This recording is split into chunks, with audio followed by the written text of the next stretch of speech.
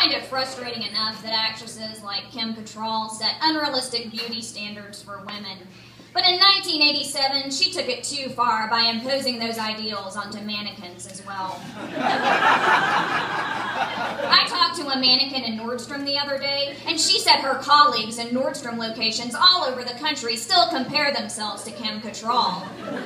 Apparently, Nordstrom managers use clips from the movie as part of their mannequin's mandatory training module. The mannequin told me that in March, her plus-sized mannequin friend got a job in a Seattle department store's lingerie section. Mannequins across the blogosphere praised the department store for celebrating full female figures, while company bigwigs argue that her size 10 frame promoted obesity. A bunch of local mannequins staged a protest in the store. Then a couple of makeup artists from the Clinique counter stormed over and tore my mannequin friend's friend apart, tossing her arms onto a rack of half-off push-up bras and her legs onto a table of seamless boy shorts. Somehow her torso landed on a diner's personnel pan pizza in the food court. I patted the mannequin's smooth, bald head, cooing condolences into her ear, and then ripped off her timeless black pencil skirt because it was the last one Nordstrom carried in my size. Kim Cattrall has caused women a lot of grief everywhere, even in academia, where a woman's appearance shouldn't matter at all. I am a web editor at a college, and the other day I decided to put a picture of an ugly white girl on our homepage.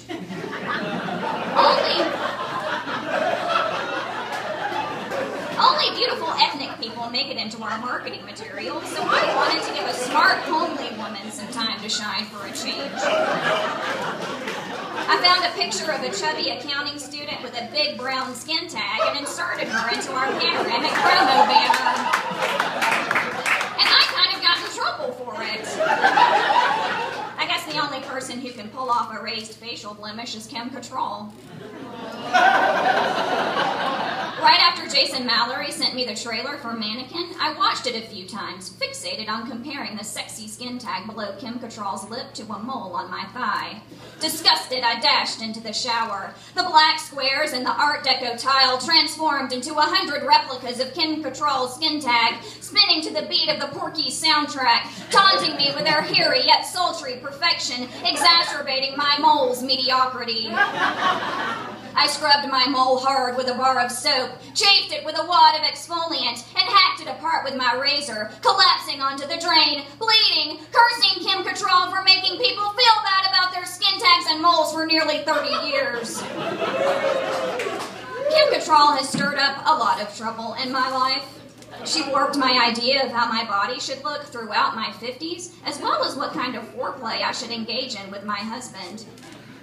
In the first Sex and the City movie, Kim Cattrall's character Samantha prepares for a romantic Valentine's evening with her boyfriend, stretching across the kitchen table covered in sushi, 2 sashimi pieces strategically masking her nipples, blossoms symbolically strewn across her mons pubis, bright pink nigiri lining her thighs. In my house, foreplay doesn't work that way. The other night, I presented my husband Ryan with 2 options. Honey, what would you like to do first? Have sex or eat dinner? Oh, he sighed, looking up from the Sonic the Hedgehog game on his iPhone. Eat, I guess? Whatever, I shrugged, heading toward the crock pot. Ryan becomes understandably frustrated with me because during foreplay I start giggling and making jokes. My idea of foreplay is more in line with Paul Rudd from the horrible 2012 movie Wanderlust.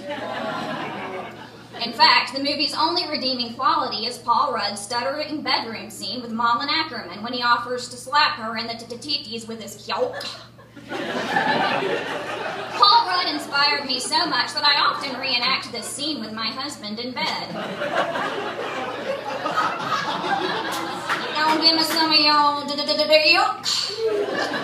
Yeah, I want that yolk. Yolk.